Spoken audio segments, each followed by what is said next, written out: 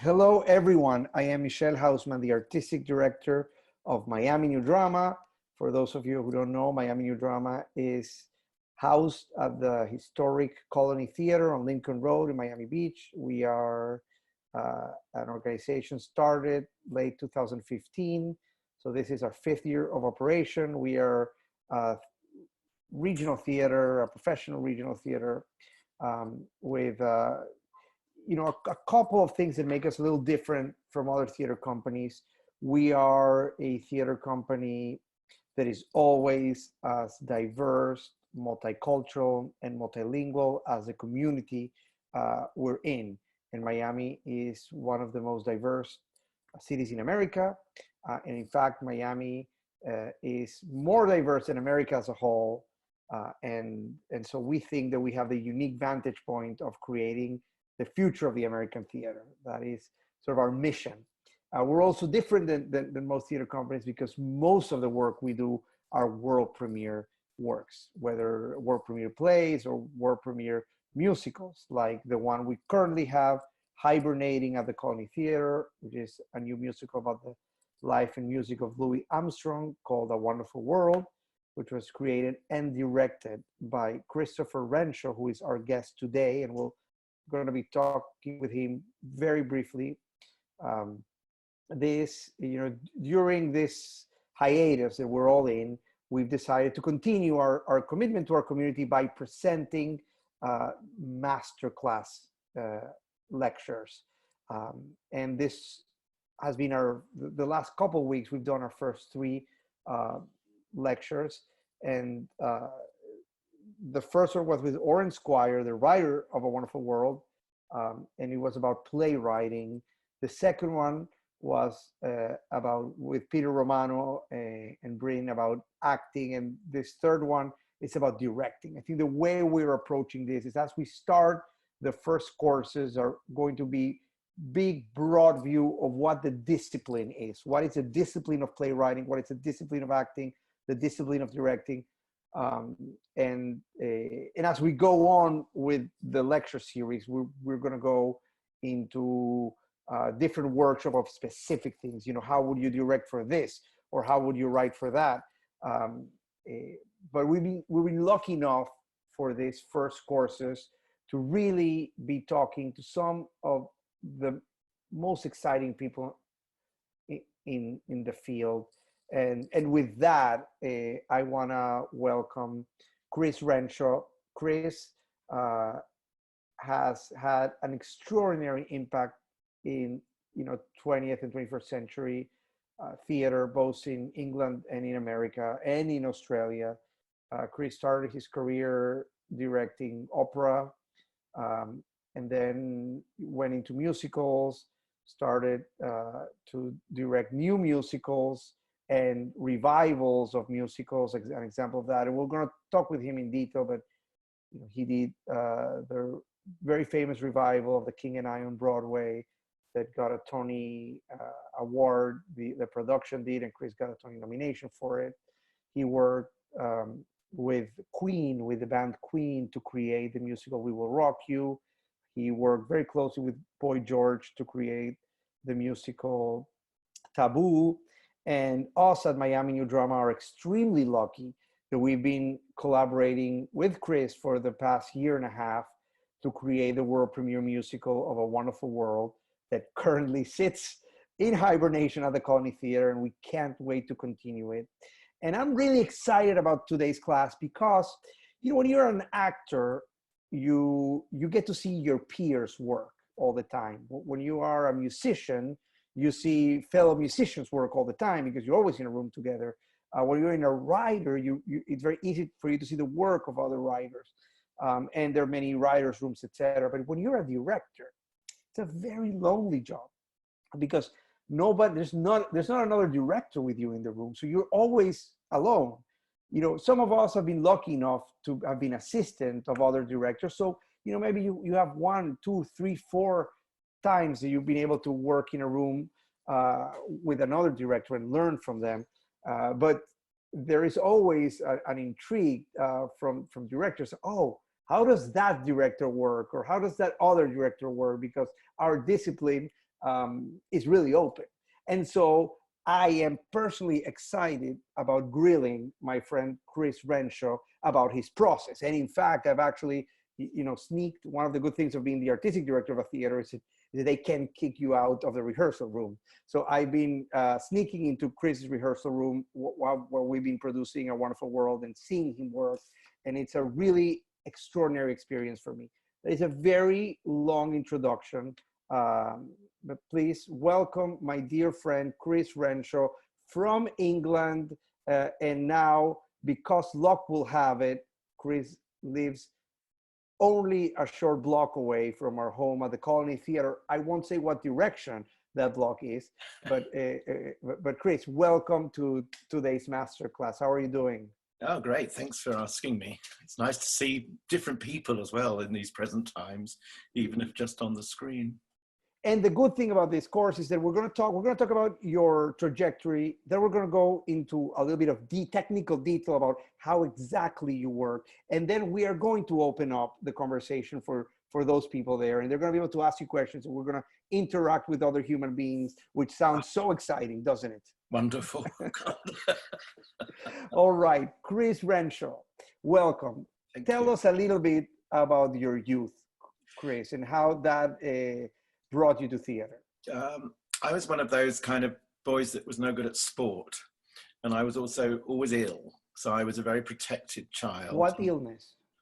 I actually, after it was no longer a pandemic, I actually got polio about 5 years after they declared that it was gone in England. And I managed to catch polio when I was 5. So I was in hospital for about a year. And then 3 years later, I got some weird blood disease and was in hospital for another year. So by the time I got back to school, I was kind of a special child. I was also spoiled beyond belief by mother. I mean, I was a little brat. But when I got back to school, I didn't feel strong. And the whole sport, well, I guess it's the same in the States. The whole push to do sports and be very, macho and all that was very strong. So I was looking to anything that would give me an identity. So I started acting in plays. I learned to play the piano, and I could actually play Chopin etudes. I was an organist. I was a singer. I did everything that I could do to escape being in the rugby team. So that's but before, listen, Chris, before we move too much forward, you spent 2 years in the hospital. Do you have any memory of that? Yeah. I mean, I think the memories, whether they're taught memories, I remember seeing my parents, I was behind glass for a long time. I mean, how long, I don't know. And the worst thing was all my toys were destroyed. So all my teddy bears were burnt because they might have carried the virus, the polio virus. So I remember it being one of isolation. And so you didn't receive a lot of, you're British, so in general you wouldn't receive a lot of physical love from your parents. But this is really, for 2 years you had very little. Yeah, well, there was 2 or 3 years in between. Well, I guess you probably remember it worse than it was, and you only remember the bad bits. But I do remember seeing them behind glass. But it obviously affected me as a person and as a human quite a lot. But I survived, and here we are. And I kind of, so they tell me that I wasn't expected to survive. So I had a few close, and I was paralyzed as well. So that I do know. My mother used to tell me I was paralyzed, and a very, very clever doctor saved me by getting me in earlier than was, because polio starts like the flu. I didn't really think I'd talk about health, but polio starts like the flu. So some doctors say, oh, it's just a flu, and especially at that time when polio had been more or less gotten rid of. So I was saved by a very good family doctor who got me into hospital pretty quick. But that's why I turned to arts, because my family doesn't, my mum and dad didn't have any arts background, so I didn't have any arts teaching, and you know, we were very ordinary, lower middle class family. And he was a school teacher, and you know, my grandfather was a cobbler, made shoes, and so I come from a very ordinary background. And but you took music from very early. You started, well, I mean, to gravitate towards music. Yeah. Was it because of your parents? No, I think it was because of what I said, finding something that would make me stand out. Because you couldn't stand out in sports. Yeah, and I was a singer. I was at 9 or 10. After all these illnesses, I found I could sing, and I could also sing terribly high. So if you're in opera, I could sing top E flats. And so I was a little diva. I mean, you can imagine how dreadful I was. And people who remember me then said I was absolutely insufferable as a child. But oh, you think that impression of you has changed over the years? Is that what you're saying? Well, I still, I think when I started in the business very early, you know, I'm getting on now. And when I first started, I was pretty insufferable as a young assistant director. You're nothing but a delight, Chris. Well, that's true. We work for a year and a half. You're nothing more than a you learn, don't you, over the years? I think you learn so much that at the end of your well, towards the end of your time, you know, I'm 68 now, and I think you learn so much as you get older, and if you're willing to learn, you can change. And so I think I wouldn't have liked the person I was when I was a young assistant, and so I would have probably withdrawn from me. That's why I'm very grateful for, you know, people who do give you chances and see something in you despite that embarrassing young bravado one had. So how, you know, you gravitated first towards music, how then you found the world of performings and directing? Well, I didn't intend to be a director.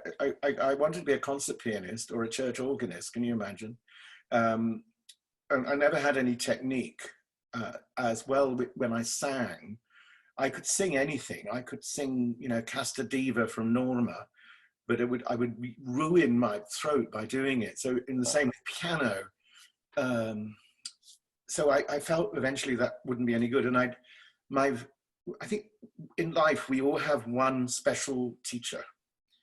I don't know whether you did, but I had a blind, very extraordinary man who used to live in well, he didn't live, but he inhabited a room behind the dining hall in our school and was completely eccentric.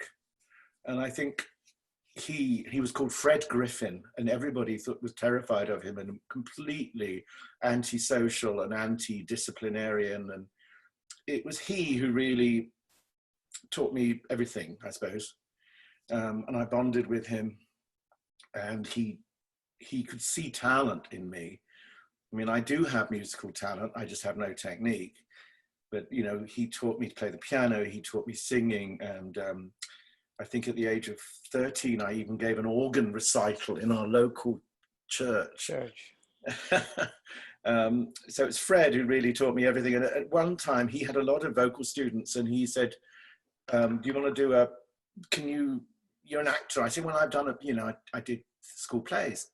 And he said, do you want to direct an opera? And I said, oh, yeah. So how old were you?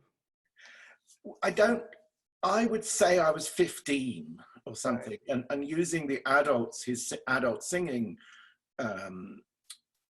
students, I directed an opera by Benjamin Britten, with whose festival I later became very associated with. And I directed a thing called Let's Make an Opera, where it was something that wonderful piece actually, that Benjamin Britten wrote to help children understand the process, did I just say process? The process of creating something. And it's an old-fashioned piece, but the first 2 acts are having the idea for a play, a musical, an opera. The second act is rehearsing, and then the third act is the show itself, which is about a chimney sweep. I did that, and it went very well. So that was always in the back of my head as I was trying all these other things. And then I do remember at 19, 18, I just left school and I'd read somewhere about John Osborne's Look Back in Anger. Mm-hmm. And I had the audacity to direct and star in it as Jimmy Porter. And star in it. Yes. Oh and my God. God. And it was the first time our school had ever allowed girls into our kind of drama society. So, and I had to learn to smoke a pipe. And I don't know whether you know that play. It changed the world. Sure. And, yeah. I think the idea of me doing Jimmy Porter is quite funny. Yeah? Yeah, it is. Well, at least the image we have of you now, absolutely. And there I was with my pipe, and I think the excitement was saying the a four-letter word, which happens very often. And that, of course, I was then very famous in the school for having said the immortal word. Right. So that, I mean, that's what my life was early. And then my mother, I was born in Reading, which is a kind of not a very interesting town. It's too near London, but we're also quite near Oxford. And my mother, who was a very extraordinary woman, very not educated, but my God, she was a character. And she said, you know, you've got to go to Oxford to be educated. And I said, oh yes. And she took me round Oxford, and her favorite college was a college called Magdalen College. And lo and behold, I got in. I mean, basically, I learned to do everything my mother said. And so I did it. I got in as a music student. And I wanted to be the organ scholar, which meant you played, Magdalen has a very famous choir. They didn't let me do I mean, I wasn't that good a player, but I mean, I went for the organ scholarship, which meant you played evensong every day. But instead, I got in as a music student, and apparently I had the worst oral tests in the history of Oxford University. I got in by force of personality, I think, and making people laugh. And then I so much wanted to be in that damn choir. I learned to sing, because when my voice broke, I didn't have a voice. Singing, you know, it's kind of any old voice. But I learned to sing countertenor in falsetto. And I was, for the last 2 years of my 3-year course, I sang evensong in the choir as an alto, and did my first trip to New York with the choir and sang at Trinity Wall Street. And again, because I was permanently flat, I could never sing in tune, and I had a range of about 5 notes. But you know, force of personality gets you a long way. It does, doesn't it? Charisma opens door, yes. And Oxford is amazing. I mean, you don't do any work. I mean, I think I only went to 2 lectures, but it was an entree for me into the magic of London and the magic of famous people and all that. So I spent most of my time going up and down to London, trying to get into the opera world mainly. And then and trying to get into the opera world as a performer, or as a no, I knew I could never sing. Right. I mean, the actual truth is, I was so bad academically that my tutor kind of thought I was kind of whether he was pushing me. He said, oh, we need somebody to go through all the books in the library and notate them, and sort of a librarian, somebody like Renshaw. And that was it. And so with my previous association with the Benjamin Britten, he wrote, I mean, when I did Let's Make an Opera, I wrote to Lord Britten, and he did write back a little note saying, I'm afraid I can't come to your school to see your production. I was looking around for something to do, so I produced, directed, and musically directed. I mean, it's pretty amazing when I think about it. One of his church parables called Curly River. And I put it on. How I found the money, I have no idea. I can't remember. But we put it on in St. Mary's in the High Street. And we got national press, which is what Oxford, you know. And I had a review the next morning from the Daily Telegraph, kind I've got it somewhere. Amazing man, just said he really enjoyed it. He thought the directing was better than the music direction. So he said basically, Right. So I thought, oh, that's it. I'll give up everything else. Right. And I decided to become a director. And, you know, that's kind of how it started. I want to put a pause to this because this is something that I've heard so many times before. And I think it's also my own experience is that I think there is something very industrious about people who end up becoming director. And you sort of like the first thing you do, you sort of do it on your own, by yourself. And if it holds water, then you sort of decide to, okay, let me take this seriously. No, but yeah, I think that's true. I'm also, I mean, I can be a little self-deprecating, but I mean, I couldn't find anything else I was good enough at.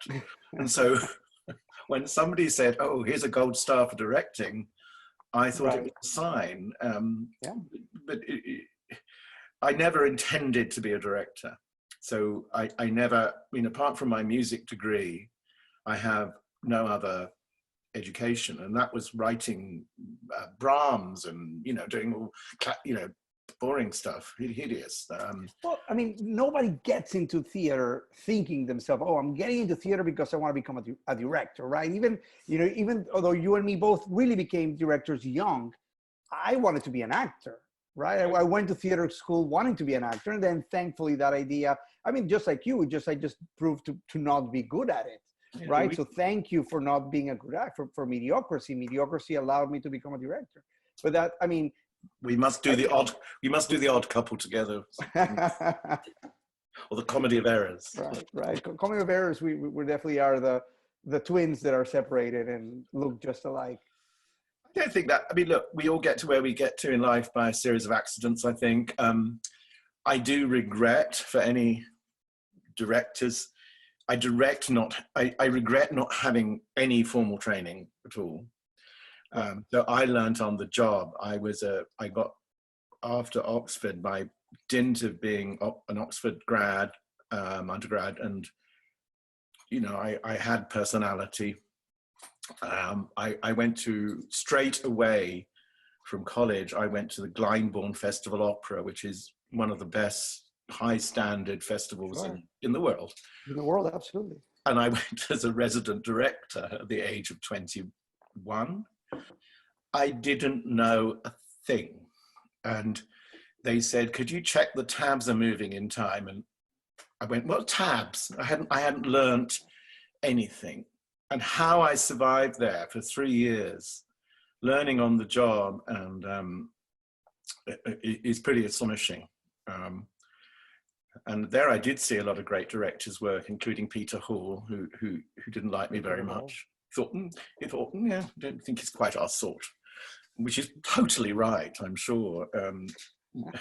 But it was a great time, and it was all like a wonderful magic box opening. And then from there, I went to the Royal Opera House straight away. In what capacity? A resident director as well. Yeah. And so at the festival, or at the, you know, how many plays did you direct a year, or how many operas do you direct a year? Well, you don't. I mean, at that level, you don't direct your own stuff. At Glyndebourne, I was purely an assistant, but I got to rehearse the understudies. Right. And I always thought my direction was rather better than. And you know, look, I guess that was the first training I had, was directing understudies at Glyndebourne, and then at the Royal Opera House, being finally allowed to direct a revival of something. I think the first one I did was Traviata, and that's when it was Visconti's production, and nobody could actually remember it apart from the famous black and white scenery. So you have a certain autonomy in directing, and that's how it started. But I'd always been keen on Gilbert and Sullivan, so I then got a reputation for doing my own productions of Gilbert and Sullivan, because I think you know this, but I starred as Mabel in The Pirates of Penzance when I was 13. But boys' schools in London, England were. So I remember my mother lending me one of her bras and stuffing my rugby socks in it. And what chance did I have? I think later. and I had to kiss a prefect who was, I think I was 12 and he was 18. And I had to throw myself into his arms and say, yes, will you be mine? He said. And I said, I had to say, yes, yours forever. And I had to kiss him. The only problem is my voice, my singing voice had stayed the same, but my speaking voice had dropped. So I must have been singing in some evolved falsetto, but so I think I said, yes, yours forever, which caused considerable merriment. So I went into Gilbert and Sullivan. I did 3 productions at Sadler's Wells, all of which got great reviews. And I suppose that was my first experience of directing dialogue. So I think a lot of people who are now listening to us, so well, wait a minute, what do you mean you got into and you suddenly directed a play? How can you direct a play without knowing anything about directing? So, so how did you, how did you know, how did you instinctively know? How did you know how to organize the schedule? How do you know how to give notes? How did that work for you? I guess a series of accidents. I mean, the most important thing for me was having a vision. And I know that's it's a silly word, but it actually makes all the sense in the world, right? And I've learned even longer and more now that having a vision and sticking to it, right, regardless of producers, and if you stick to a vision, and I owe my whole career to the Mikado, which is a genus of Gibbon Sullivan, and for some reason I said to the designer, I want to set it in a china cupboard, in a china cabinet. What do you call it here? Where a cupboard where you keep all your pots. Right, we keep all your teapots, your plates, and yes. your china. Right. Okay. I'm sure that you're asking a Venezuelan, so you know what I mean. Like, you're not going to get a lot. Maybe somebody in the chat can tell us the right. I think china cabinet says Jessica. Thank you, Jess. Our general manager, always on top of things. And Tim Goodchild did it, and it became a very famous design. And it's actually still, because I did it eventually at the Sydney Opera House, it's still in the rep. At the Sydney Opera? Yes, 30 years later. I would be so embarrassed to see it. But unfortunately, in opera, you don't get royalties. But that's what really launched me. I don't know how I did it. But and that was, how did it get, so that same production went to Sydney Opera. How did that happen? I think we're jumping. How did that get from? There's lots of bit pieces I can't remember about how it all worked. The Mikado started my sort of well-known life. I think there's a missing link that I don't know whether you'll know her, but I was asked to do a small production of an Offenbach piece called The Duchess of Gerolstein. And through a connection at the Opera House, I got the amazing actress Patricia Routledge, who's now in Keeping Up Appearances on NPR, and people know her. People don't know she's a great singer. And I think that could have been even earlier. And she taught me about comedy. She's a great comic technician. And she taught me 1, 2, 3, beat, laugh. So she never failed. I mean, she's, even now, if you watch her on Keeping Up Appearances, she's a complete comedy technician, also a great farce lady. And I felt, I remember getting very good reviews for that. And she was brilliant. She was a hard taskmaster. And she told me another thing that I'll never forget, because my sort of main director at the Opera House, who was in charge of my career, was a great demonstrator. So he'd get up and show all these divas how to do it. And he was very good. I mean, he was very good. But I once demonstrated to Patricia Routledge, and she said, don't ever do it again. If you can't put it into words, it is not worth doing. Right. And she made me feel about this high. Right. And, but I did learn. It's an important lesson to learn. Yeah, and I only do it now in desperation. But it's how I really learned, and I think I did a lot of it, you know, over my career, especially with opera singers then who weren't as trained as they are now. I mean, it was easier sometimes to say, do it like this. But that was one of the turning points in my life.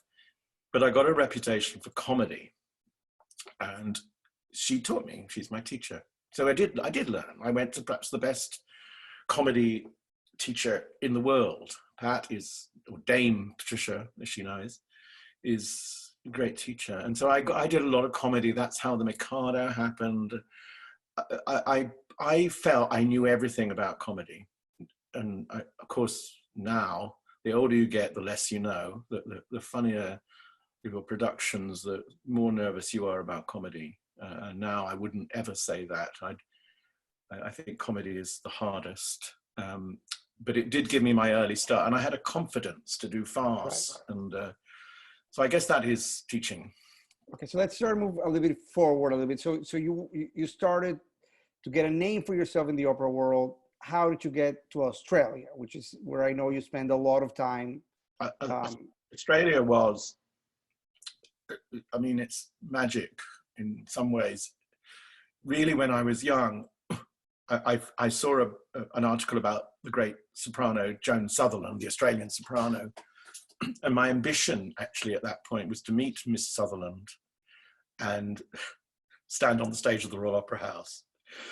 I did meet Joan, and I did stand on the stage of the Royal Opera House, and I thought, oh, and it was kind of, oh my God, I'm 22. But she actually, my director loved torturing. I mean, I don't mean physically, his assistants. And Joan was rehearsing Mary Stuart. And he said, oh, I'm going to look some costumes. Take the rehearsal, Chris. And I think he thought there would be an urgent call half an hour later from Joan saying, help. And it went really well. And I mean, whether look, let's hope he did it purposely. But she liked me very much, and her husband, Richard Bonning, and they said, hey, come to Australia. Why don't you come and do some shows here? And that was amazing. And I don't know when it was, probably late 80s. So that was Australia. And I did 12 shows at the opera company, new ones. You know, I did a lot. So that was a big part of my life, Australia.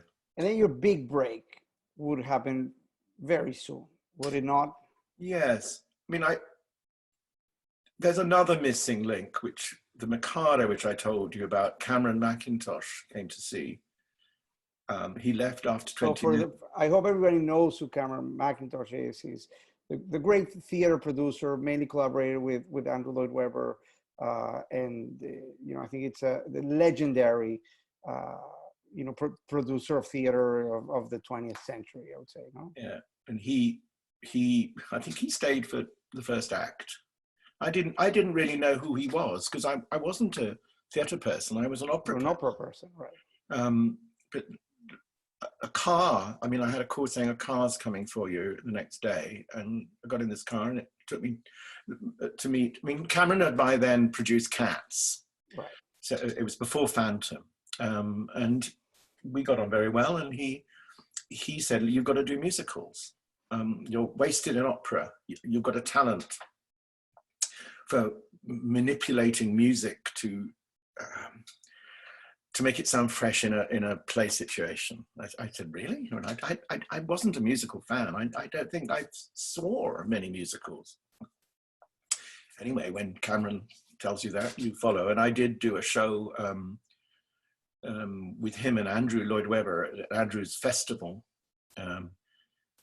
which was based on the life of Puccini, sort of creating a drama with Puccini's music sung by actors. And we did it in the same year that Andrew Lloyd Webber premiered the first act of Phantom. And it was the festival was always full of the Schuberts, the Nederlanders, all the famous, American. Everybody hated Phantom, but they loved my show, which was called Cafe Puccini. Went straight to the West End, went to Wyndham's, lasted 6 weeks. But that was before so that, I don't know, it must have all been happening at the same time. I think that was when I was about 32. Suddenly being in the presence of Cameron and Andrew produced it with Cameron. And that was a baptism of fire. It taught me that anything's possible. You know, nobody's out of reach. So that was my first commercial experience, which didn't work. But there you go. Only took me 2 years. You learn so much from things that don't work, right? You learn from failure more than you will learn from success. It humbles you. Well, I mean, not too. You don't want too many of them, but I think that there is something to them, right? I've had my fair share, and I think something I didn't do when I was young was have that feeling in my head that you have to. That something might not go. Yeah, and you've got to get over it pretty quick, pick yourself up, and I think the Cafe Puccini thing hurt me quite a lot, and I felt, like, me as quite a vulnerable guy, and of course you think it's all your fault, which of course it isn't, but it's still, having a flop in the West End with Cameron and Andrew is pretty good. I mean, it's pretty good. Yeah. It's a good people to have a flop with, right? It's a good company. Okay, so listen, as we proceed from now on, I want to start to get a little bit more technical on things. Oh. So I think what's, your next big, what's your next big show? Is it The King and I? King and I, which I did in Australia, and then it moved to Broadway. Okay, so, but there's something really unique that happened with The King and I, is that you did not do your classical revival. You did something completely different. Now let's talk about that, and let's get our hands dirty into the technical aspect of really what you did, because I want our participants today to really get a sense of what a director can do to a work, even if that work already lives sort of in our collective consciousness. Yes. I don't know why, but I think I was a bit snooty about revivals at the time and thought, oh God, but here was I being given a chance to create something. I didn't want to do any old revival. I was hugely helped by my designer. I got the best designer in Australia, who's a genius, very demanding. And he told me the first thing you've got to do is live in Thailand. So he got me on he said, go to Thailand, and he had connections there and he'd done films there. And I completely fell in love with that culture. And this becomes a pattern of my life. I like doing things that are culturally teaching, culturally stretching. And I became a real Thailandophile. I mean, I just worshipped their culture, the people, and I wanted to bring that into The King and I. And I didn't. Because The King and I takes place in the Kingdom of Siam, right? Yeah. Which is, of course, modern day Thailand. And this kind of I did so much research on her, Anna Leonowens, who was questionably truthful about what happened. But she was, in a funny sort of way, kind of a mission. I mean, she was entirely right about everything. And I, of course, knowing the culture, I think she was entirely wrong, certainly at the time. And so I tried to tell the story that at least made one question her motives, and make it not just a black and white story. Right. So let me put a pause for what you just said. So because I want really the audience to understand what the job of a director is doing. You're saying, like, wait a minute, what does Chris mean by I want to tell the story this way if the story is already written? Like, how can you tell a story in a different way if the story already exists? Well, it's this vision thing, isn't it? I mean, I think the great revivals have changed what the show can do. I have to say, I was really influenced by seeing Nicholas Heitner's production of Carousel. Right. I thought, I took my hat off. When you directors don't always get on, and we're all kind of vulnerable and a bit you know, we can be not the most generous of people, but I thought that was the best thing I've ever seen. And he turned a very old-fashioned music on. I can't remember the dates of all this. I mean, I'm hoping that it was before I did King and I, because that would be why I wanted to take it apart and have the audience feel something different. Come out with respect for this great culture. And how did you take it apart? I don't know whether you've done revivals. I think you have, haven't you? Well, yes, I did Our Town. Oh, right. Okay. Well, normally they come in a book, especially if you work with Rosalind Hammerstein and any Samuel French. I mean, well, I've done a lot of musical theater revival, Fiddler on the Roof, and just Oh, you've done all that. Well, but it comes with, right. Comes with Miami Drama, that we mainly do world premieres, doing a play that already exists is strange for us. But it came with, and most shows came with a book. With a book, even a choreography book, right? Yes, with little drawings, and he comes in now, and he enters from the left, and he stands on the platform. And I read it, and I thought, this is going to be terrible, because it teaches you a vision. And I thought, I don't want this. I want it to have mysticism. I want it to have violence. The Thai culture is a mixture of intense spirituality and brutal violence. I wanted to try and bring that into this piece. One chance you have to talk about a culture. So, I mean, the basic thing was I typed the script out myself. So you did use the material that the Rodgers and Hammerstein sent? Yes.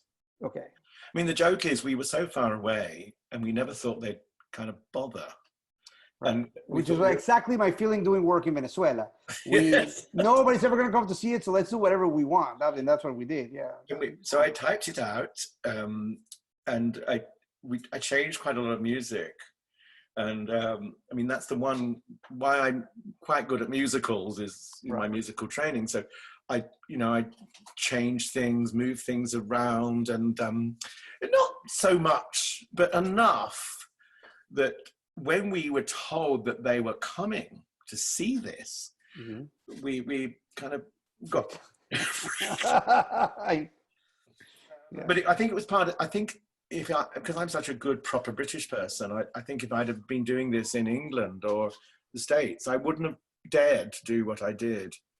And it was very filmic. For some reason, I like directing things as if they're movies. I don't like. I think. So let's unpack that. What do you mean directing as if it's a movie? So that you use the stage as if the audience were a camera. Right. So instead of saying, "Here we are," that comes up, that goes in. You try and make it flow. I love flowing things, and I think a lot of musicals were written, with a drop, scene change, up, and all those early musicals were like that. But to devastate that construction is good because it breathes new life, and it's something I'm good at, and I'm not scared of. Why? Well, I don't know, except as you know, I spend a lot of time in LA, and I did a lot of development deals for movies. Right. And I think doing development deal on a movie and working with a writer to create a flowing entity, I was able to really bring into the theatre. And I mean, obviously with King and I did. It was revolutionary on Broadway in '96, all that time ago, because it felt fresh, new, and I did it.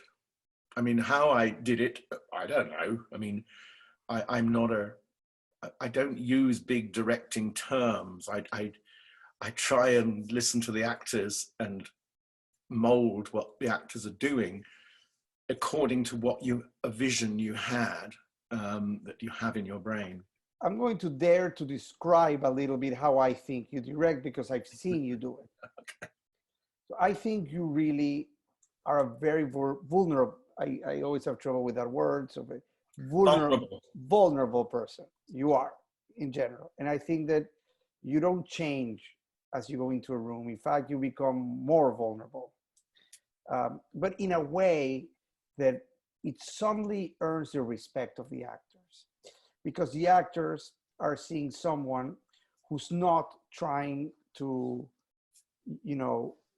be their leader in an aggressive way, but saying theater is about vulnerability, and I'm going to be the most vulnerable. Oh my God, the word is killing me. I'm going to be the most vulnerable one in the room. And I think you mix that with a sense of being presence and a sense of really paying attention to what's happening and sort of allowing your impulses to work. And then you take a step back and see what you did, and then you do it again. You think how close am I? Yeah, you're close, except I do think directing is a type of performing. And I think what you're describing is also A performance. A performance. I think my ability to relate to people closely is real. Although, as you know, I'm not somebody, I don't go out with actors. I keep myself apart, because I think you need that to do what I'm daring to do. You have to still be daddy. You have to have a bit of mystique. This is how I do it. I mean, I think every director's different. Every director is completely different. Yes. I like to come into the studio without waiting. I'm always at the last minute.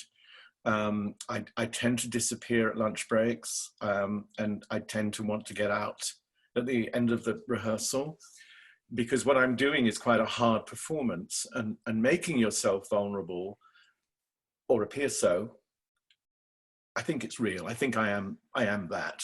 But at the other side, I've got to keep control, because mainly directing is about leadership in whatever way you decide to do it. Everybody wants a daddy or a mummy. They want somebody who knows what they're doing and will eventually say, no, I don't like that, let's do this.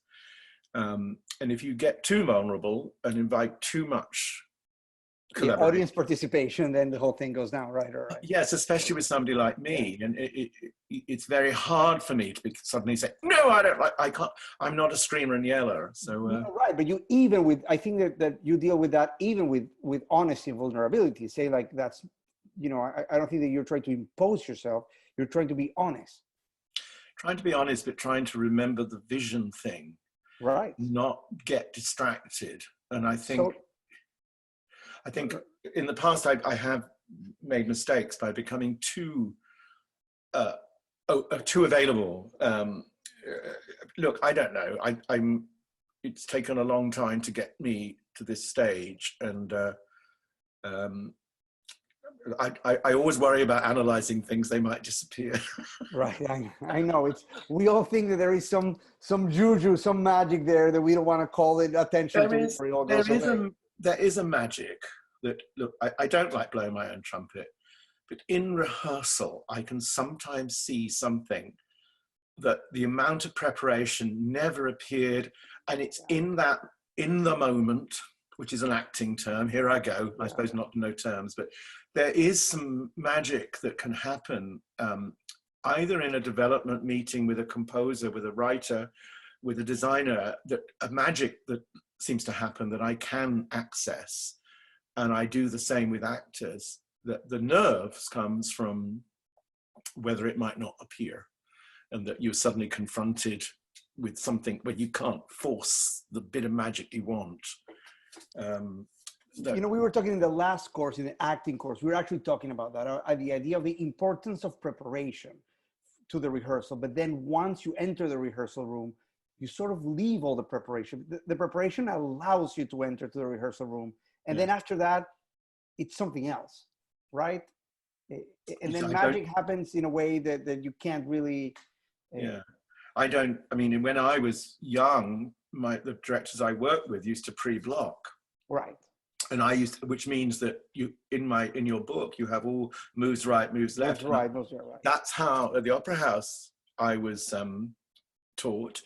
And even in this Traviata, I did. I had everything done. I'd put all the little arrows, and then Pavarotti or somebody comes in and says, "No, I don't go there. I go there." And you think, everything's going to go.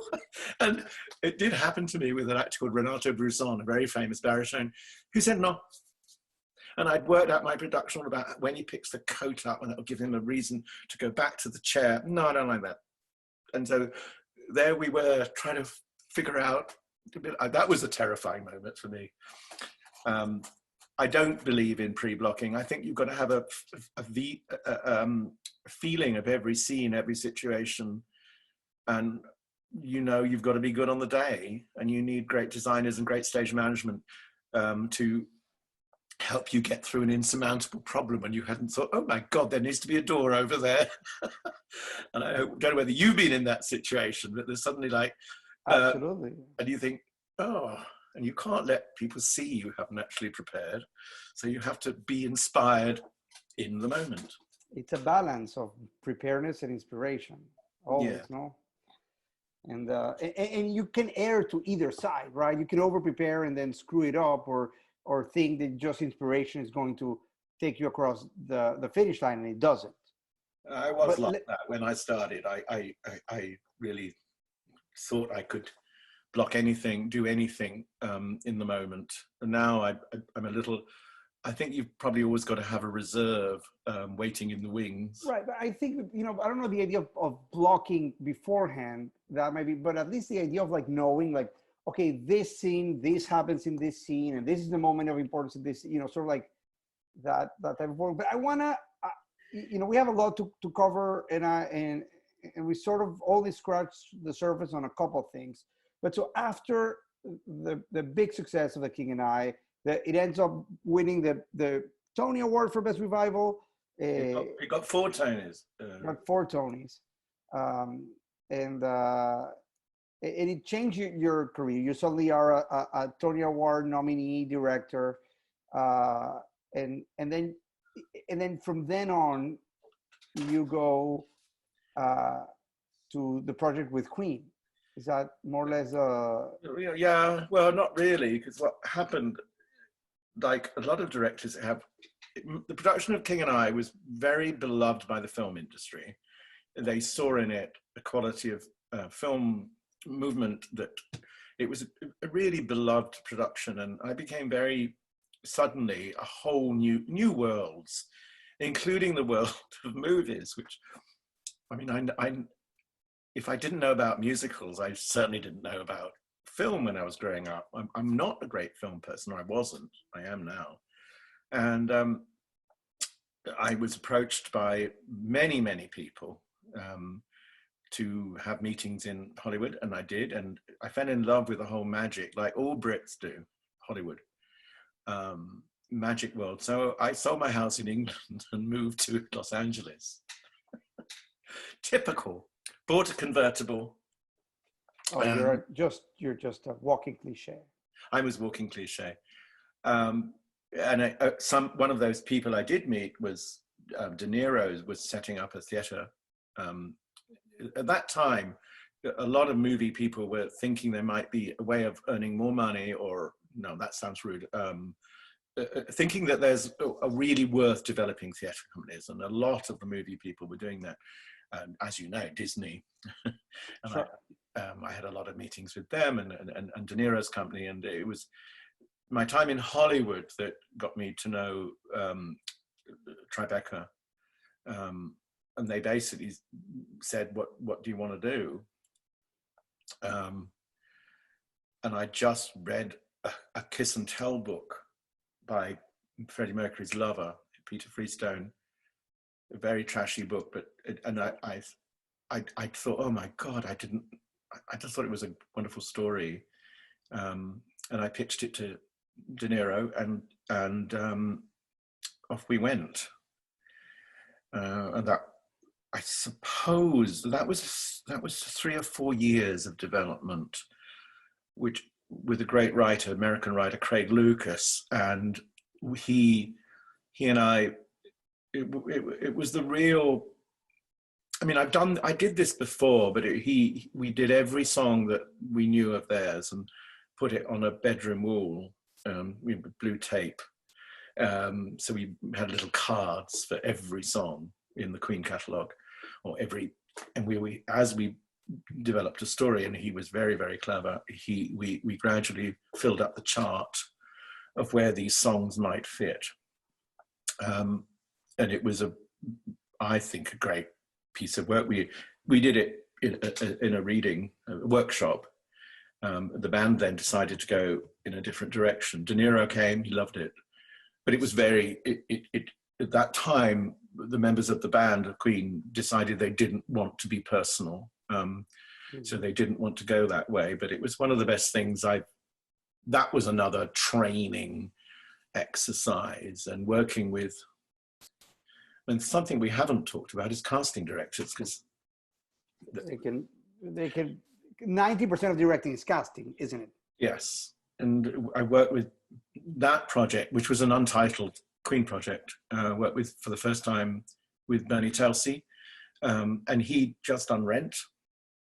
So we had the best. I mean, it was like a Queen's invitation list of musical theatre performers, and the American music theatre performers are so good, you know, and so are the British, but there's a training over here they're phenomenal, and they really act. So do the British, I'm not saying that, but there's something about American training that's a gift for directors. And I was staggered by doing my first ever workshop. Yes, because King and I never workshopped. So this Untitled Queen project was my first close contact with the brilliance of the training over here. And if you've got a good cast, I think Peter Hall said 99% of directing is casting.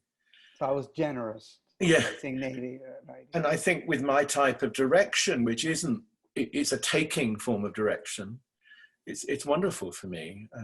I don't think I'm a good teacher, but when you've got that things being offered to you, it's like, it's easy in a way. You just choose properly. And so that did change my life. It didn't go ahead, but then as everybody knows, I was then asked by the band, very nice, very kind of them, to go and direct a completely different version, which was We Will Rock You in London, which was a very, nothing, more of a rock concert, funny jokes and big visual effects, which I did. And that was 12 years of running.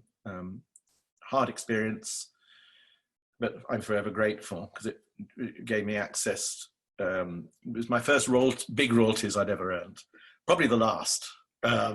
Well, we have a show in hibernation right now as we're speaking that I'm very confident about. So that was an amazing time. How was working with Queen and collaborating with them? Well, they were wonderful. It got harder as it went on, and I think the interruption to my Hollywood career, which never really happened, was I had two shows that one, which I'd been working on for 3 or 4 years, the Queen show, and then morphed into We Will Rock You. At the same time, I was sitting out in Venice, California, thinking, well, if this movie thing doesn't happen, I better find something. And I was literally kind of sitting there, and I thought, oh, Boy George might be fun. It was as simple as that. And why did you think that Boy George would be an interesting collaboration? I don't know whether the truth was, being gay myself, I thought, God, wouldn't it be fun to go to the meet? I mean, I didn't really think it'd be a musical. I thought, wouldn't it be marvelous to meet the man who changed so many gay people's lives, and see if there's anything comes out of the meeting. And it was very easy. My manager at the time just called him, and off I went, and met him on a barge in the River Thames. And the interesting thing about Taboo is I also would been given a book, a novel, a real life, a biography about the Australian performance artist Lee Bowery. And I'd read that somebody said, do you think you could make this into a movie? And I was reading it on the plane. I didn't know of Lee, great person who changed his whole body, the contortion. I mean, his designs are amazing. I'd never heard of him. I was reading it on the books, and when I saw George, he said, well, the one thing I won't do is do a musical about my life. And I went, oh. I had the book in my bag. And I said, what about doing something, combining it with Lee Barry? And that's one of those magic moments. Ah. And I had no idea that he would say when I didn't want to do a musical about his life. And I mean, how extraordinary. And I said, what about doing something about Lee in which your character features? He said, well, that sounds good. And and it was a bit like A Wonderful World. It happened very quickly, and it was on in the West End about a year and a half. I found the money and wrote. I mean, I didn't write with George. He used to lie on the floor and compose, and I'd be there, and it was an amazing time. And we went into a workshop without an act two, with a lot of famous people invited, with no act two. That's why I've never been scared about that ever since. We wrote act two in the kitchen. Mark, Davies, me and George were in the kitchen. I think we've got to do something, come on. And then we said, oh, how about only doing act one? I said, no, we've got to have the whole show. And we did it. And it played in London for a year and a half before it would transfer to Broadway. Yes, and it was going to go to Australia, and there was so much interest in it, and I was so proud of it. But it was the same year that I did We Will Rock You. And that was an extraordinary year. So I think it would be 2002. I don't remember when we opened Taboo, but I think I did Taboo in the spring, and We Will Rock You opened in the fall. I mean, that was madness to attempt. But anyway, look, they both worked. Yes, and then I may have made a bad choice when I met Rosie. Right. So we're talking about, now we're in New York, now we're in Broadway, and in comes a leading producer to Taboo on Broadway. And who was that person? Rosie O'Donnell. She'd been wandering the streets of London, doing a bit of shopping or something, and she saw we were playing in the basement of a church. That I didn't want it to play in a theatre at the time, and I thought it should be, I wanted to play it in a disco, you know, and my producer, Adam Kenwright, did very well in getting me this unknown space. I mean, she suddenly saw a poster, and she went in, and next day she was on the phone, and she was very seductive. Thing about Rosie, she's very girlish and very, very charismatic, and she was just lovely, and I believed her that it could take Broadway by storm. And you didn't work on Broadway, but there you go. And it was a bit of a journey, but made that decision. I think it was very much my decision too. It wasn't George's. He wasn't sure it would work on Broadway, and it's a wonderful show. But that was a hard time. I bet. And so, but then, I mean, so now we're opening the door to the role of a producer. Right? We've been talking about directing, but in a way, we as a directors also have to respond to this other person. Yes, not in your case. I mean, how do you, I mean, being an artistic director is kind of wonderful and not really, isn't it? There's no one to tell you no, and no one to say, do you know what, that was a load of poo. Well, listen, you have your board of directors, and I think even David Charlin, our board chair, is here listening to this. Oh, and you know, we have a very supportive board, but at least I respond to them. So when a show fails, I have to sit in that meeting and say, guys, I'm sorry, it's my fault. And so in a way, they are, for me, the ultimate producer. But yes, so now let's talk about that role. What has it meant for you? Well, I've experienced all sorts of producers, and I perhaps, I mean, I've had people that a lot of producers, because they basically find the money, and especially in the commercial world where the stakes are so high, they can get very involved and very possibly destructive to this thing that I call vision. And I think, but when somebody's paying you, found the money, and which you can't do on your own, they have a right to absolutely have an opinion.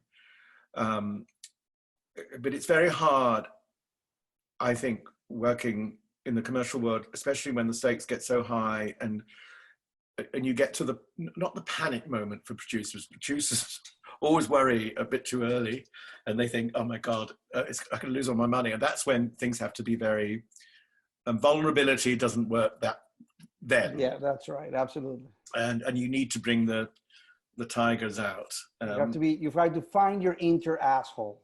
Inner asshole, right? I mean, it's your tiger king. Yes, you're.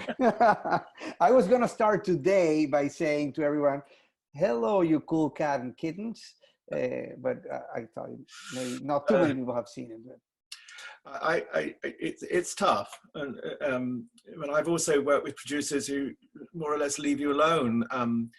The great John Frost in Australia, who got me to do King and I.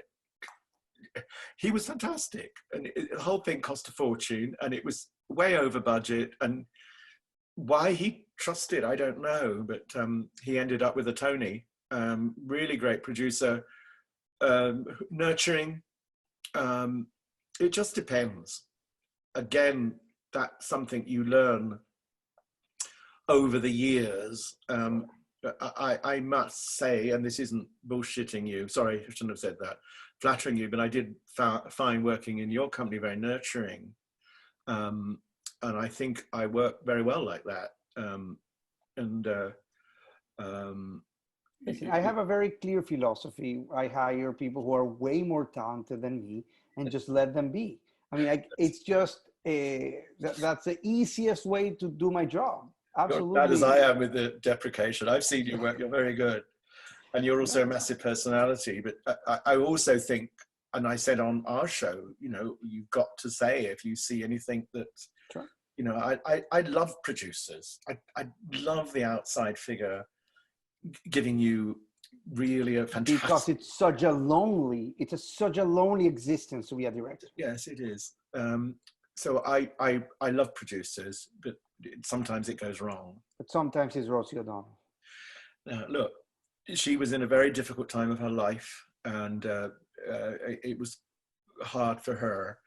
And over the years, I look back and I remember more her charm. I mean, she's a very charming lady, and we were very close. And I used to go to the house, and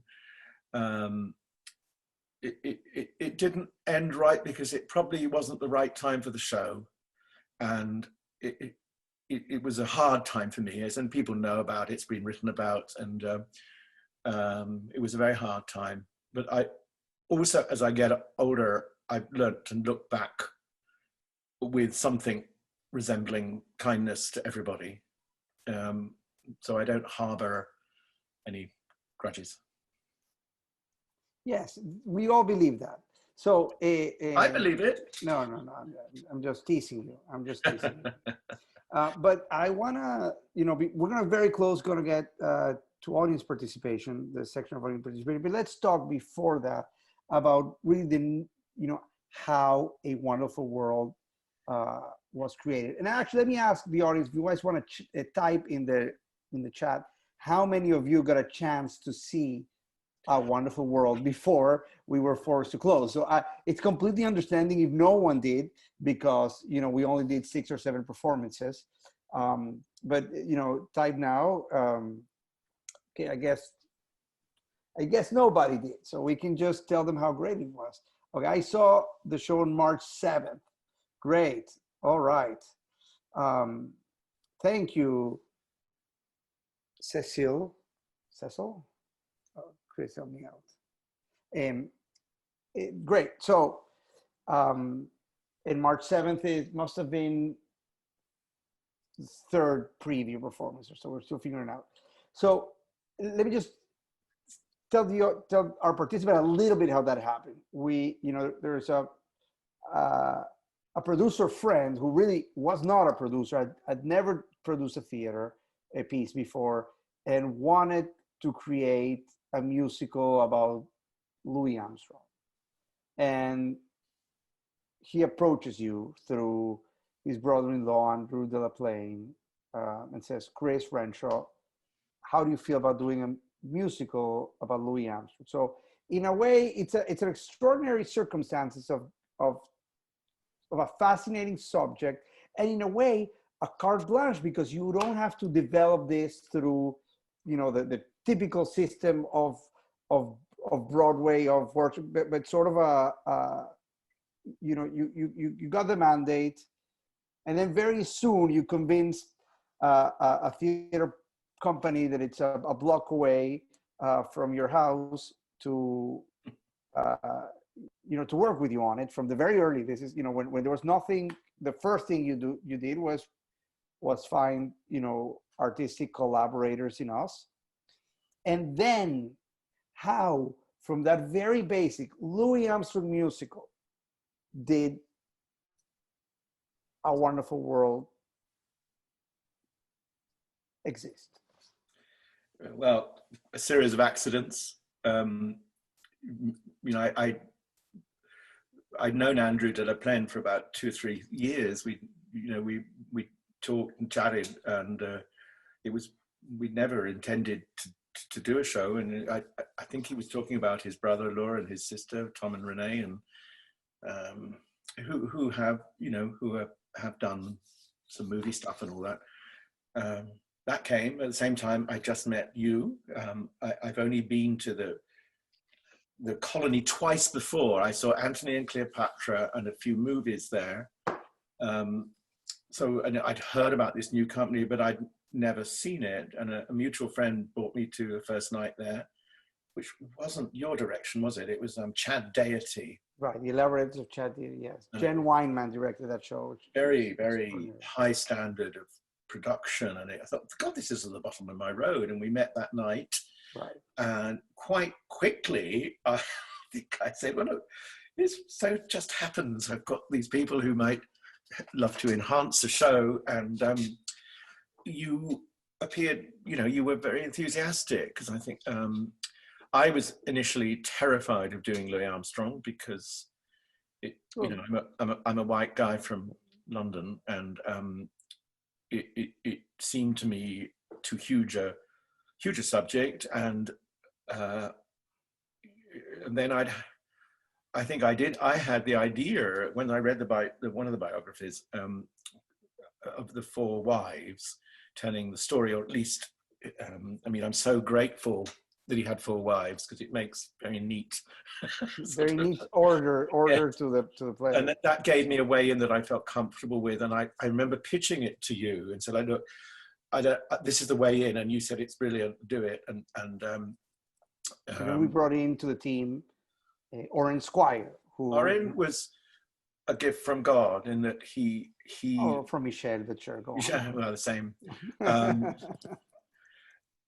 He was such a delight, and he and I clicked very quickly. Immediately.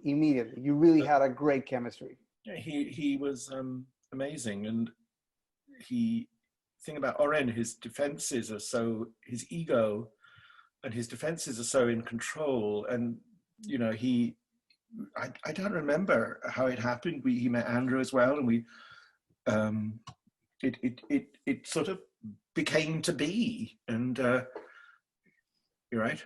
Yes. No, sir. I think my dog is trying to get into the room, but that's what happened with Zoom. And he wrote a very good first draft.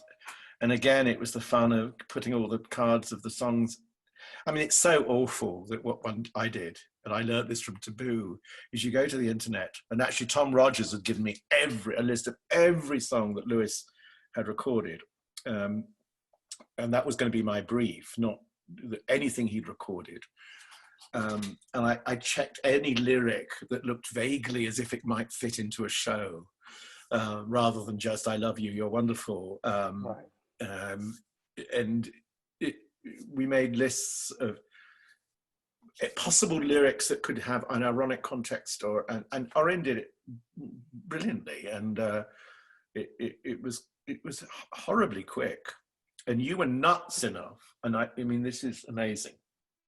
to agree to it, to put it in your season before it was written. Before it was even plotted out, yes. Well, listen, I'm working with Chris Renshaw, who's a legendary director, and I'm working with Oren Squire, who I worked with him already. I directed a show he had written the season before, which was Cocaine Cowboys, and I mean, you guys were extraordinary. Why, you know, it's a type of thing you want to be. Yeah, I think if I'd have been you, I'd have waited for a workshop personally, but well, you didn't. Thank God we didn't. Well, I know. And well, if we would have waited, maybe the whole thing with this virus would have not allowed us to stop it. But I'm grateful for that. You know, it's interesting. When you see the show, it doesn't feel like, because there's this term called jukebox musical, which is, you know, like We Will Rock You, etc., which is a musical where the music already exists and you try to force a story into the songs. Yeah, Mamma Mia is the most extraordinary example, I think. Mamma Mia, exactly. Mamma Mia or Rock of Ages, right?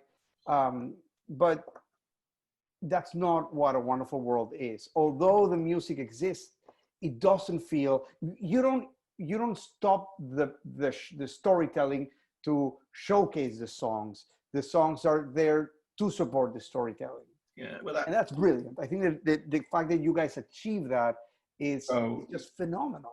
It's all about team. I mean, that's another thing about directing. You're only as good as the people you're with. And we were lucky with Anastasia Victory and Michael Mitchell, who managed to arrange the songs to sound as if they were new. So it was a very blessed group of people who seemed to share ideas and were able to do it very quickly.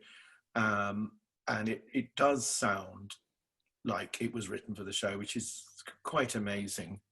And nothing really feels forced in, and it just happened like that. And it's what we wanted. And I tell you, when you first agreed to do the show, I was still very nervous about how the songs would fit into the story. And I never told you, I don't think, that I was kind of going, oh my God, I hope I can do this. And a lot was due to Oren's openness, and also he got it very quickly. Like, if you do one thing that I said, that's great. He was very good at breaking the songs up and making the lyrics sound ironic, or you think about it again. Yeah. I mean, and it was just one of those happy times of a wonderful team, which is really what musicals directing is about. It's about the team, and that's less, I think, when you do a play. I've done plays, but you don't have that musical is wonderful family of, and when the family goes wrong, it becomes a nightmare. But if the family is right, it's a beautiful experience. You had Ricky Tripp doing the choreography, which was extraordinary. Oren writing it. Michael Mitchell doing with Anastasia Victory the musical direction. Michael Mitchell is the musical director of the Apollo Theater in Harlem. So I mean, it's just really outstanding that we got to work with him. And Ricky Tripp had come off Broadway from doing Once in This Island, and it's sort of really a hot thing now. And it's just a extraordinary team that we're able to. And it was the right time at the right, the right time at the right moment.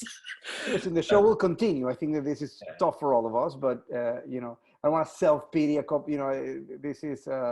But I think everybody's having a hard time. So if we have to wait to continue the show, we will. We'll continue the show. Right? It's true about this time for all of us. It's a great reassessment of things, and you know. Let's not get into it. Yes. It's a good moment to maybe, you know, invite audience to ask some questions. We'll continue the trajectory, but maybe it's a good moment to at least. And I did think when you came in and told me it was going to close, one does feel incredibly personal about it, and of course, you know.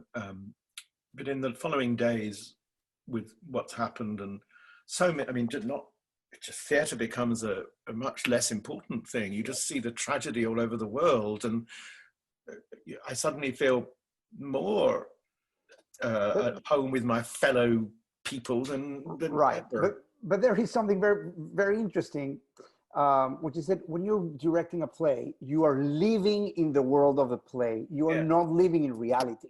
No. And when you're acting on a play, when you're doing, especially that week, we were doing 10 out of 12. You guys really were not fully understanding what was going on in the rest of the world.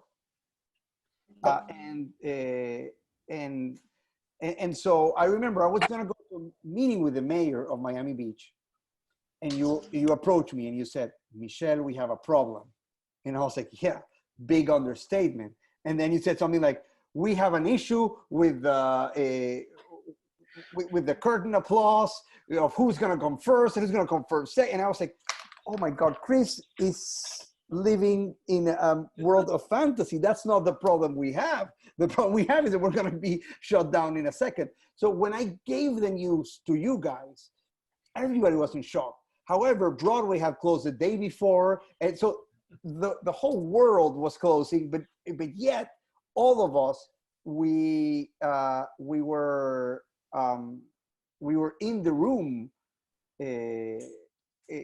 You were living a parallel reality from the world because you were in the room. And important thing in the world, doing a show, isn't it? Anyway, it'll return. So we have a question. Luciana has a question. Let's unmute Luciana. Let's you can start the video. Luciana, what is your question? Hi, hello. Hello. Thank you for this beautiful teachings and stories, and the webinar that you're putting together. Very grateful to join. My question is,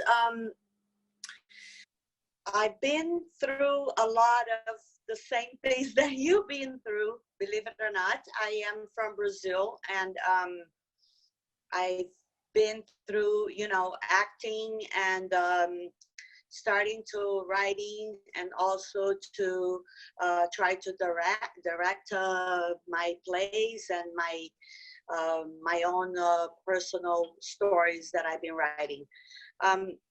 When you feel like there's no hope, or there's no exits or ways of getting inspiration, how do you cope with that, and how do you proceed? Because as you just said, now we're living a very difficult moment, and we don't know what's going to happen, but obviously everybody hopes for the best. But how do you cope, and how do you proceed when you feel that you're in the end of the tunnel? Okay, thank you very much, Luciana, for that question. Chris, what do you think? So there's sort of really two questions. One question is, how do you feel when you don't have hope in the work you are direct, as an artist? And then how do you feel when you don't have hope in humanity, I guess? It's a rough question. What do you think? Me personally, I learned a lot when my partner had a stroke, which was about 12 years ago.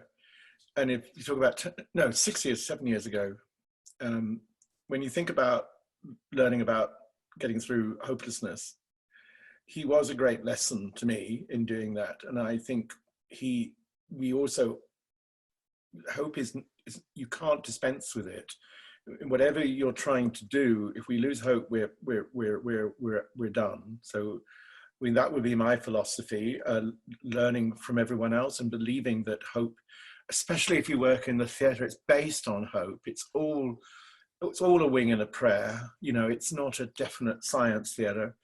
So I would say to Luciana, just, you've got to keep hoping and getting your thoughts out there. That's all I'd say. Never give up hope, and keep trusting that good things will come out. Sounds very generalized, but it's a good answer, Chris. I think that's hope Hope it's always a good response to a question. Okay, so there's a few questions.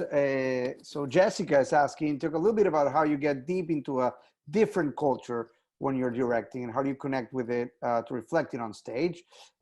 Then, you know, the next question is, what's something you notice in a show that often Peaks an audience interest? All right. And then when you were casting the show, did you ever think about having two actors play Louis, one younger and one older? And then we have Chris, thank you for doing this, you know, webinar. My questions are: one, where do you start creating a vision, text, sound, set, costume, etc.? Two, what advice would you give to directors who've never worked on an opera and want to do so? Okay, so let's start. Sort of the questions ahead. I want to see if any of them sort of like repeated itself. Let's start with Jessica. So you are, you know, you're a white man doing a show of one of the most iconic African-American,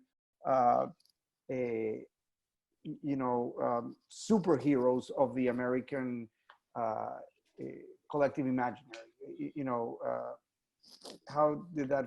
I mean, I also want to say that Chris was smart enough to work with a team, which was, you know, your team was almost 100% African American, and you. Yeah, look, I think it's a fantastic privilege to get involved in other people's cultures. I mean, I've done that with my whole life by being in America, not England. You've just got to be with people and open and trust and read. I mean, with this particular African American, which is daunting for me, we did a very early little reading, a get together with a African American cast one Sunday, unrehearsed. They just read it, and Anastasia sang all the tunes. And I knew from that moment I'd be all right. And Orin had told me, just get into a room and, you know, trust that people are people. So with the African American culture, I mean, the research, what do you say in America? The research. Again, look who you are asking, my friend. The research is so easy because it's everywhere, and there's so many, you know, that wasn't like Thailand or even Carmen La Cubana, you know, it didn't require me going anywhere. That was available, and just being with people in a family situation just made me feel, I mean, I don't think I had ever had one moment of doubt once I started that meant that I shouldn't be doing this show. But I mean, to tell you the truth, it was an issue at the beginning, and I was worrying about it, worrying over much perhaps. And what a privilege, and what I've learned. But it's, you know, it's really interesting because sort of like that is the question of the day we're living now, sort of who has the right to tell a story. Yeah. And I think in your case, you look at the end results of A Wonderful World, and because it was written by Oren, and because you had your vulnerability and your sensibilities, it just really seems like a show that it's speaking its own language. It's not, you know, it's not trying to appropriate anything. It really feels, you know, very, very correct in a way. Yeah, it's very lucky person having that. And I'm just noticing another question from Cecilia. So let's go in order. So how do you notice in a show that often, what's something you notice in a show that often piques an audience interest? What piques my interest is a subject matter. Right. And there are so many shows I see that you think, oh, why are they doing that? I think what gets me going is the actual subject. And I very often don't go to things if I don't think I'm going to be excited. So with Louis Armstrong, I knew that it was a good subject. That's why I did it. In an actual show, you often know about a show before the curtain goes up. And this is something mysterious about shows. I knew doing A Wonderful World that it was going to be all right. minute I got in the theatre. You feel an energy. And as everybody knows, listening to an audience is like listening to another actor. Listening to an audience, hearing where they dip, hearing when they go up, knowing where you have to cut. Right. When they start looking at their programs, you know that it's, so that's the only way I can answer that. I'm a great audience listener. You feel everything. You know exactly what they're thinking as a mass body. And yes, there's another question here I can see about 2 actors. Yes, I was thinking of 3 actors playing Louis originally. When we were casting the show, did you have, yes. I did think that, but originally I thought it might have to be 2 or 3 actors, but it's been done a lot. And I thought it was a braver idea, and doing kind of, you know, young, middle and old. And also the thing that decided me to do that was I'm a great fan of Hamilton. His son, played by one of the company, an adult, I thought was one of the best bits of direction invention I've ever seen. So much so that when I first saw it, I thought, come on, that's not going to work. It's a great big lumping guy being a boy. But so much so, it almost becomes doubly moving and really enhances the actor's skill in doing that. So I owe that, my conviction that it should only be 1 actor was really from Hamilton. I mean, but that's sort of like the beauty of theater. I think that film forces you into a set reality. When you're looking at a film, you expect to see a mirror of life, but theater is really sort of a mirror of the human soul. And you can't get away, you know, in a movie, if you look at the video of me right now going like this, you think that I'm insane. In a theater, if I'm sitting in a chair and I'm holding, you know, this, I'm driving, period. And I think that the audience, you know, part of the problem I've always said is that in the American theater, the design of the set and everything always became very literal, right? But so sometimes audiences are shocked to see things, but in reality, theater has this flexibility to be, to do whatever you want, and for grown people to be young, and for, you know, and for this to be a grenade that we throw and we really believe. I mean, that is sort of or a telescope, right? I'm doing this and it's totally a telescope. I mean, that's sort of like the beauty of theater. It's really, it's almost child play. So I think that your decision, and I'm so glad you did it. I've never have a problem.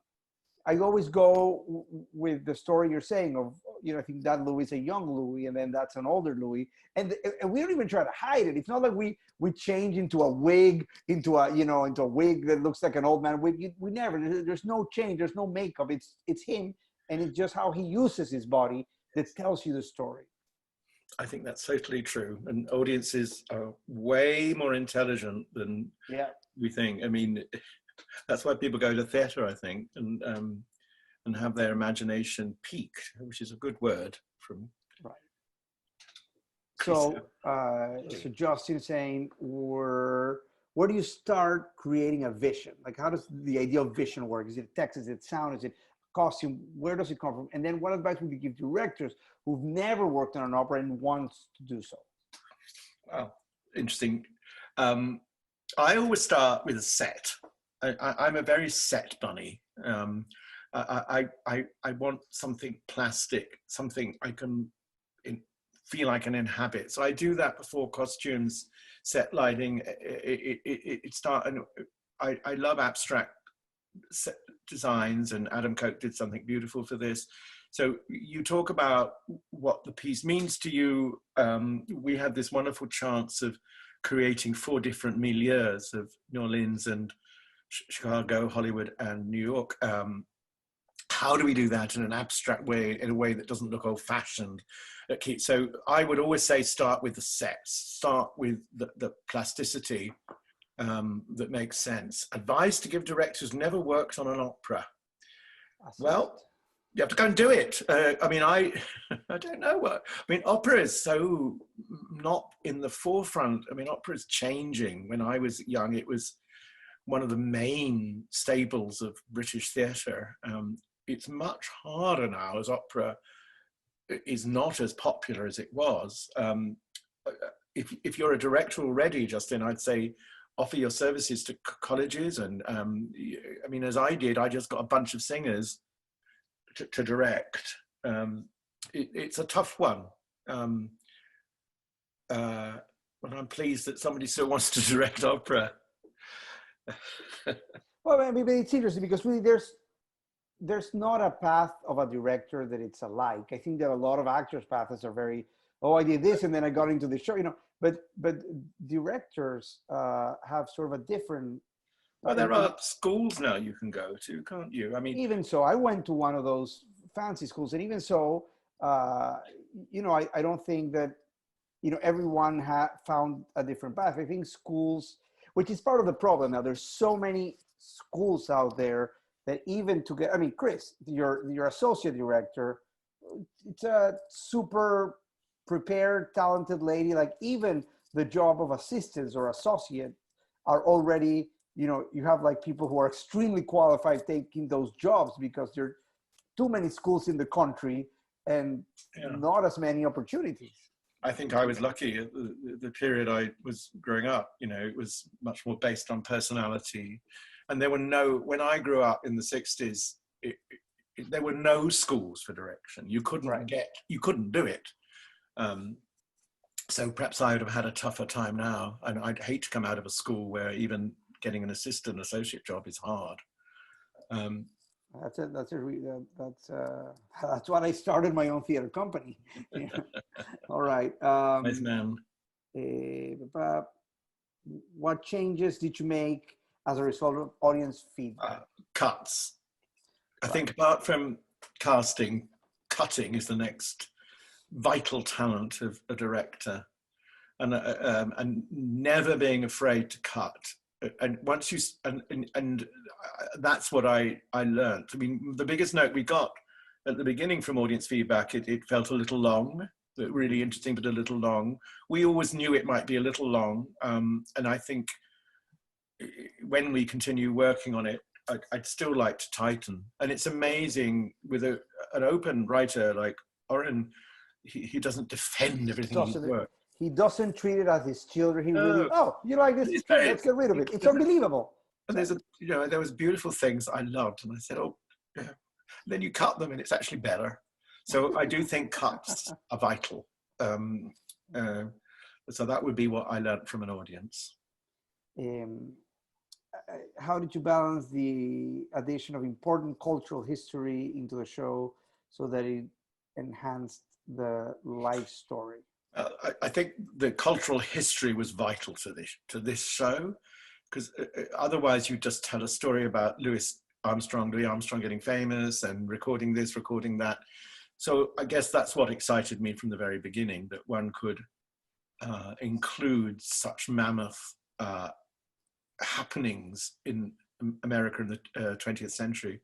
So it was a blessing to make a show that has something to say. And so many biopics now, you know, about famous musicians and pop singers haven't got that ability to bring in the most important things in this country's development. So that was a joy for me.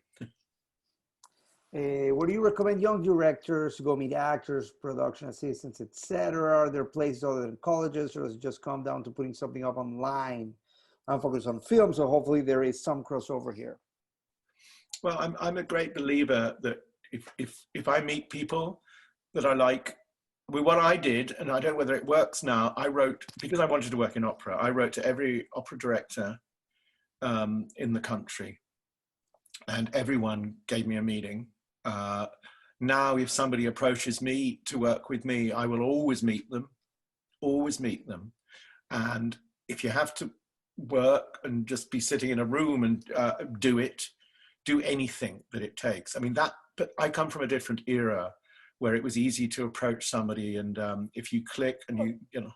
Right, but I think that the transition to the modern time, you know, if you want to meet actors, first of all, go ahead and see a lot of, you know, go to theaters and see work and see people work.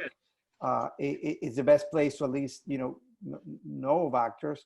Yeah, you can put something online. I mean, I think that typical, if you're in the theater, you exist in a community. I think rarely somebody wants to be a theater director and has absolutely no relationship to the theater in general. So it's always within your network. But sure, I think, you know, if you're a film person, go and watch other actors' work.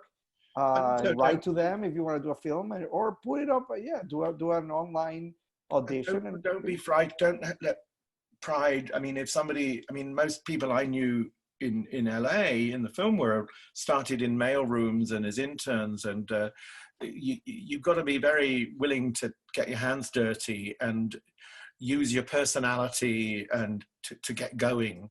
So I would film. I mean, I don't know that much about now, but if anybody gives you anything, take it, because you're going to learn and you're going to grow and you're going to meet people. Meeting people is the most important thing. I could not agree more with that. So Gavin is saying, how would you make a musical about what is currently happening across the world right now? And is there one in the past that tells the story? I mean, is there a revival of a musical that seen through a different light would tell our story? You mean this story of now and wow. Do you know what? I bet there will be, but at the moment, I don't know of any musical that's dealt with. Well, come to think of it, First World War, the wonderful musical about the First World War, that it was Stratford East. I don't know whether I'm going to remember it. Oh, What a Lovely War. That dealt with the First World War. It's a fantastic show, developed by a very famous director in Stratford East using songs of the period, that deals with the first. It was a famous movie as well, I think, with Maggie Smith. But if you think about the First World War, that was probably as terrible as what we're going through. I just think it takes time to put things in musical form. Perspective, any perspective. But I'm glad I came up with that. I've always wanted to do that musical. Oh, What a Lovely War. Well, you know, now the colony has no seasons ahead, so maybe it's a good time for. Yeah. All right. That's what you mean, Michelle. It seems that theater used to be an apprenticeship, blue-collar job, and now it's been intellectualized. Nadia, it is. I mean, part of the problem is that schools make. I mean, part of the problem is really that schools make money with students. So that is sort of like the original sin. So all this, you know, art schools of, for example, I went to Columbia University. So it's a big school. It's a very rich school, and every department is, you know, fighting to get more money. So the art school, you know, it's one that has less resources than others. So they maybe have to accept a little too many students. And if that's Columbia University, which is in a way an elite theater school like Yale, which are but that is something that replicates throughout the country. So there are MFA programs on directing across the country, and MFA programs in acting. And I'll tell you, if you do a survey now, at least 5 years down the road, half of the people who are doing those programs are not working in the theater anymore. And that is devastating, because people, you know, those programs cost a ton of money, and people go into debt to try to make them. And then there's just no room for them in the American theater, because, you know, so it's complicated. You sort of like need to figure out creative ways to make a living. And in my case, was starting your own theater company, which I could only justify doing so in Miami. I couldn't go to New York and say, I'm going to start my own theater company. But, you know, because I am an exiled, and Miami is a city of exiles, and I'm bilingual, and Miami is a city of bilinguals, this is where it makes all the sense that my voice would be translated to a theater company. Okay. How do you effectively pitch a show idea, Chris? That's a great question. I'm good at that. Yes, you are. I think that's be brief. And I learned it also in the Hollywood, you know, the high concept stuff. When I went to learn in LA, I didn't know what high concept meant. And it means being able to pitch your story in 3 sentences.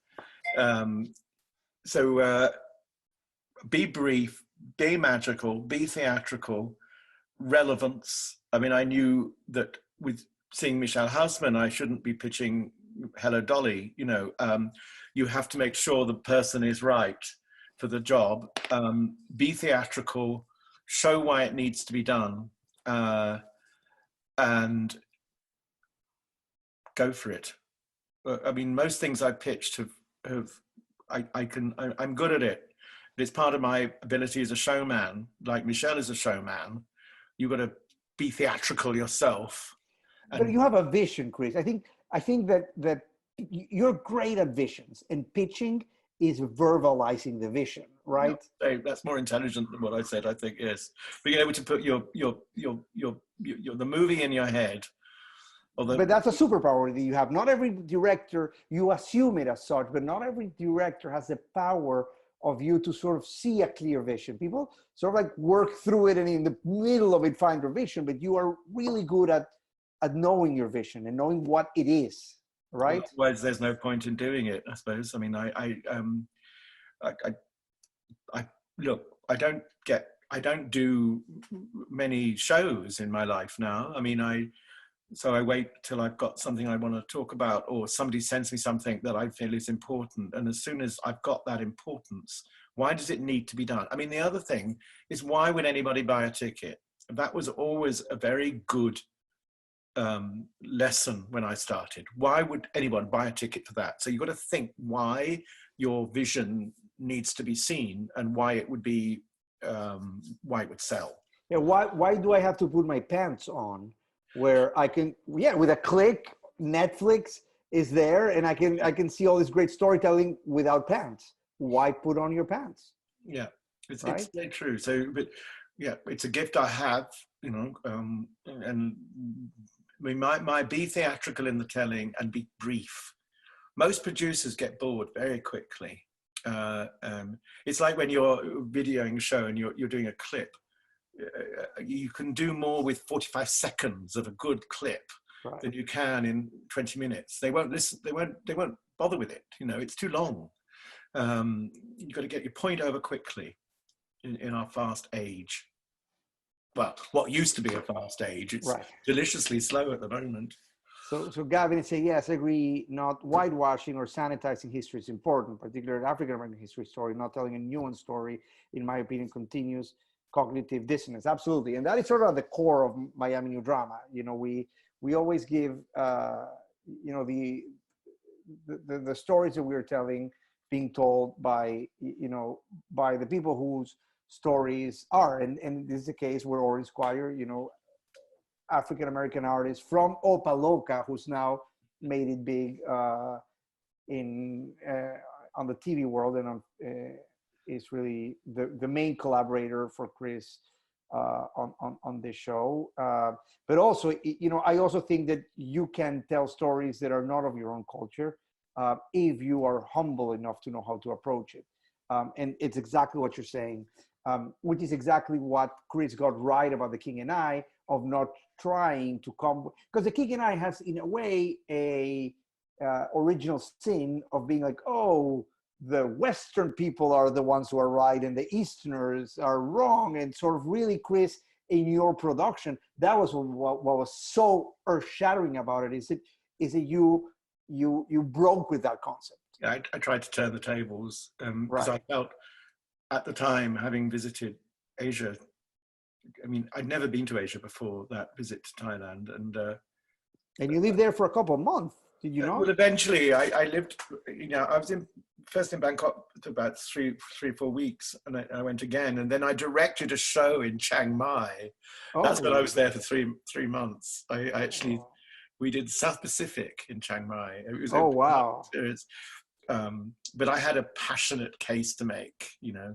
Right, yes. You know, the same with Wonderful World. I felt I had a passion to tell this story because I understood what an African American had been through in the century that I was born in as well. And if you've got enough passion, you can make it work. And it wasn't fake passion. You know, I really lucky to have stories I can tell and proudly. There's a lovely message from, is it Cecile or Cecile? saying she cried at the end of A Wonderful World. So did I, and that's a beautiful comment, and that's why we try and do what we do. You know, it is a powerful, it's a powerful ending, and the beauty of it is that if you look at it structurally, you would say, I don't think it works as good in the page as it worked on stage. Yeah, I think there's some magic that happens when you, as a director, visually wrote the ending, that it's just stunning and it gets you every time. And I always look forward to the ending because you always really want to cry at 11 p.m. every night. But that's, I actually was there always, all the performances, ready to cry because it was so moving, and how blessed it is one to be moved by brilliant storytelling. And I think you are, as top-notch and amazing directors as there ever are. that's very nice. Thank you. So we have Nadia saying, I have only directed Latino plays because I have been tokenized. I wish I could direct other things. That is the goal. Nadia is absolutely right. So, the good news, yes. And the problem is that you sort of need somebody. The problem with directors is that directors need somebody to hire them.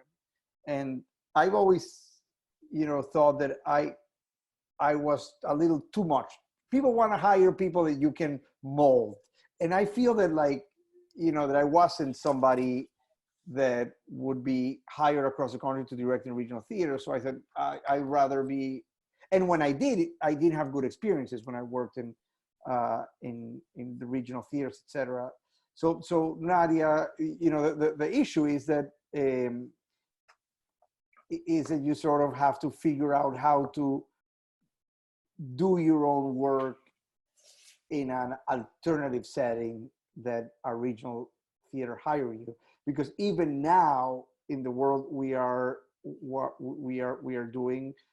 living in, it's really hard. People want to, this show needs a Latino director, let's get a Latino. So, and I don't think it's bad. We are correcting the mistakes of many decades, but also part of the people who suffer are people like you who feel like, well, I'm an artist, and an artist is somebody who can transform itself to different lives and live truthfully in imagined circumstances, which was that sentence that we were working on the last class.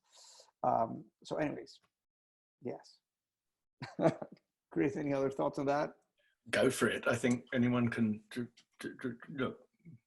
Let's all think soon we can all direct other things, and please do a Noel Coward.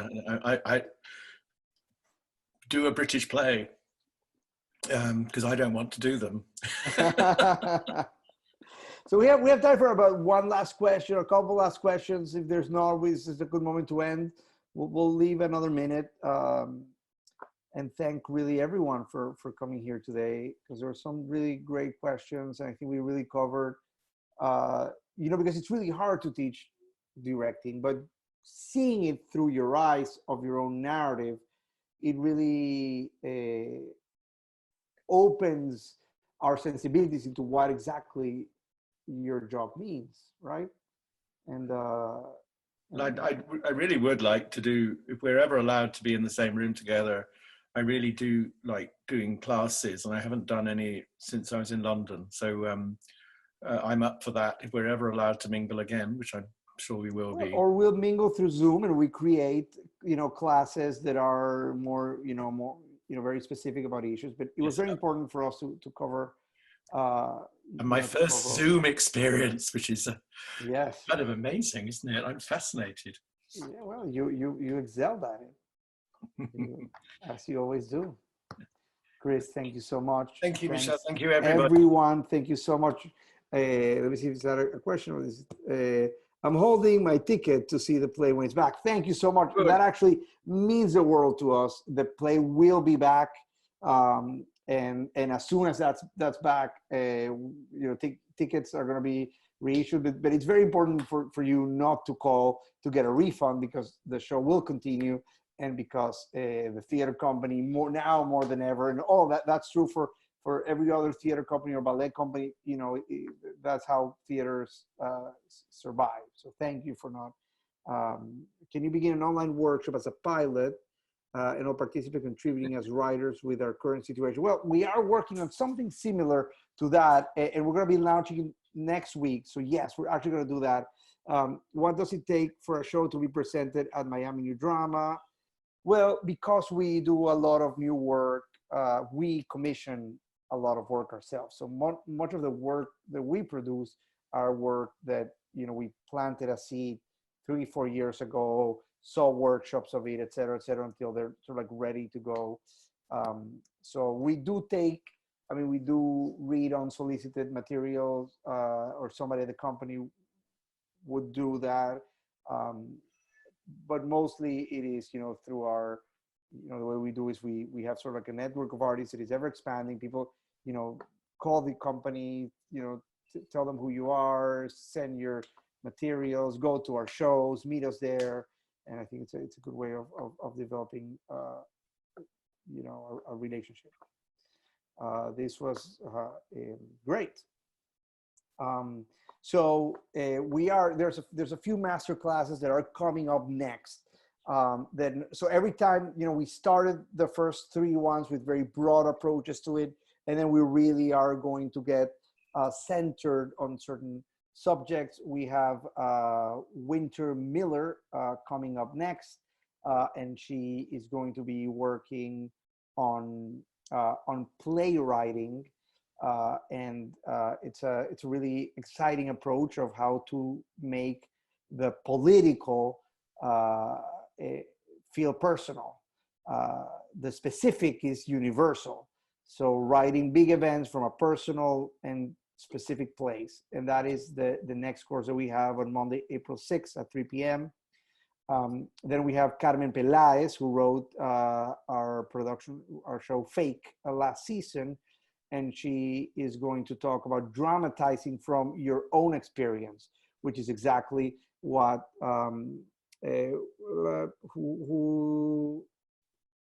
Luciana, you mentioned that. So we are actually doing something very similar to that. And then we have Lana Gordon, who Lana was on A Wonderful World. Chris directed Lana. Lana is an extraordinary a performer. She as recently was on Broadway, on Chicago, playing Velma Kelly. She also was Nala on The Lion King on Broadway, and she plays Lil Harding on A Wonderful World. She's an extraordinary actress, so we're going to sort of talk through her journey. So Luciana, we're going to reconnect with each other from this meeting. Sure. I mean, everybody who wants, you know, their information shared, let us know, and we can send an email to those who want their information shared through all participants. We can totally do that. And so, you know, all classes are absolutely free. There's no cost. We will never charge for any of our classes. If you feel an urgent need to collaborate with Miami New Drama in this moment of hiatus, you can always go to colony.org, and there's a button there that says donate now, and we'll gladly appreciate any or all donations. You can also, you know, go to TripAdvisors and Facebook, etc., and write a nice review of Miami New Drama. Would also be a nice way of paying it forward. I think Jessica there just put there our website. Great. Well, thank you again. Thank you so much. Chris, any final enlightening words? No, it's a big great pleasure. thank you. Oh, thank you. Lovely to see you, Michelle, and such a pleasure. Thank you so much, Chris. Thanks, everyone. This was an absolute joy, Chris. I enjoy so much talking to you. You are always a source of inspiration. I have a wonderful time talking to you. You are vulnerable. You are honest. And I think that is your superpower. And you know it so well that you definitely perform with it. But it's just so wonderful. You bring us in by allowing your doors to be open. And I've learned so much from you throughout the last year and absolutely these last 2 hours. Thank you very much, my friend. Thank you. Bye-bye. We'll talk very soon.